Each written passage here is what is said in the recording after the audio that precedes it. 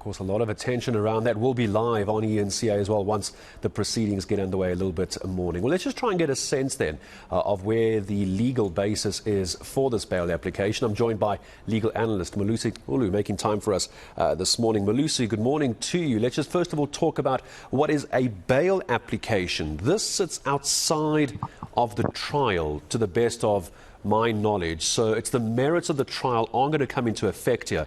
It's simply whether or not providing bail, granting bail, is in the interests of justice. Is that correct? Good morning, Gareth, and good morning to the viewers at home. The important thing in this bail application is that it's a Schedule 5 bail application, and she has to prove in a balance of probabilities that there's interest of justice for it to be granted bail. She must satisfy the magistrate or the court. And what is important, that I must state, is that constitutionally, if you look at Section 35 of Section 1, Paragraph F, it states that every person who's arrested has a right to be released from detention if the interest of justice permits, subject to conditions. So it's based on the interest of justice. And my interest here, Gareth, is whether she's a flight risk or not. And I think that's one of the most interesting aspects of this bail application. It certainly is. In your opinion, considering where she was found with Thabo Bester, who was a convicted criminal on the run in Tanzania, brought back to South Africa, would you consider her a flight risk? I believe she's a huge flight risk, Gareth. First of all, she is alleged to have been the mastermind in how Thabo Bester escaped. And she stayed with him for almost a year. And then she says she was kidnapped by him around about March this year, all the way to Tanzania. But she has never stated that in the papers.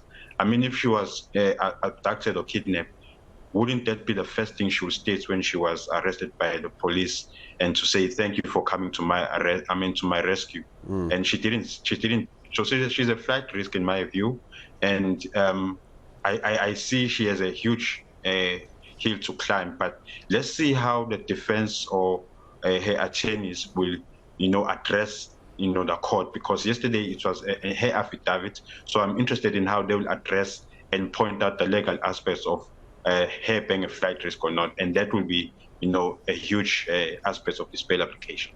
So what is considered a flight risk as well? What does the court take into account? Because a flight risk doesn't necessarily mean getting on a plane. I mean, it could, but doesn't mean necessarily getting on a plane and flying to another country. What does a court consider, or what does the prosecution consider to be a flight risk?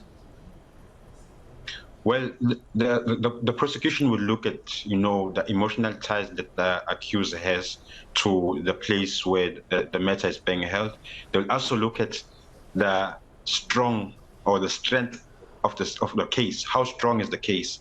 I mean, if you look at how she replied, or she applied for a bail application, she didn't really answer to the charges that are put against her. The case will also look at the gravity of the case that is against her, and her ability to have a passport and to escape from the country. So those are all the things that are important, amongst other factors. So the question is, if she's released, can she be trusted? Can she abide to the conditions of the court? So I don't think she will be able to do that. When we just talk about this bail application, I think many people, and I only discovered this a few years ago, a bail application isn't necessarily balanced against the merits of the trial. It's almost a separate case. It's almost a separate matter completely. Just help me understand, and those watching understand, why are the merits of the case not really applicable? I'm not saying exclusively, but not really applicable in a bail application. Why is there a difference there? Well, a great question, Gareth.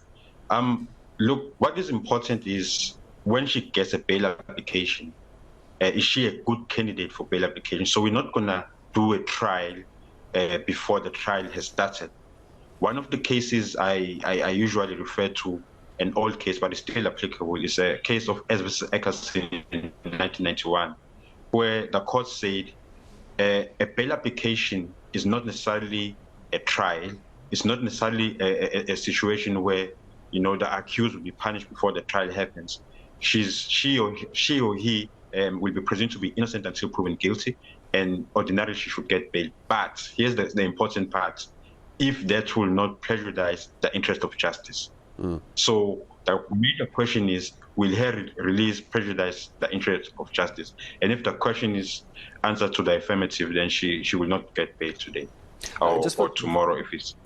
Today or tomorrow, yeah, obviously, depending when it comes out. Just for those at home who are watching at the moment, Melusi going to be with me for another minute or two. But I've asked a viewer question as well, just for those who you don't have to be a legal expert like Melusi Xulu on this, but do you think those watching at home, you can call in on 011 537 9431 after I finish my chat with Melusi. Just do you think, for those watching at home, do you think Dr. Magudumana should get bail? Yes, no, or you're not following the trial at all? The lines are open, by the way. I actually forgot to mention earlier. The lines are now open on that number 537 9431. Call through, just give your first name and location to the producers, and you can just give me a quick 30-second comment on air. If you want to call in, lines are open. So, Melusi, when you now look at some of the issues that Dr. Magudumana has introduced, which is why I was asking about the bail versus the trial, situations and scenarios where she's suggesting that her imprisonment is illegal, her deportation from Tanzania back to South Africa is legal. In a bail application, especially on her claim that she's being imprisoned illegally, does that form part of a bail application, or is that now going back to the trial evidence? Well, it will assist, if she, expanded more on that, because she's brought a High Court application which was refused. But in any case, the High Court application is not necessarily related to the bail application.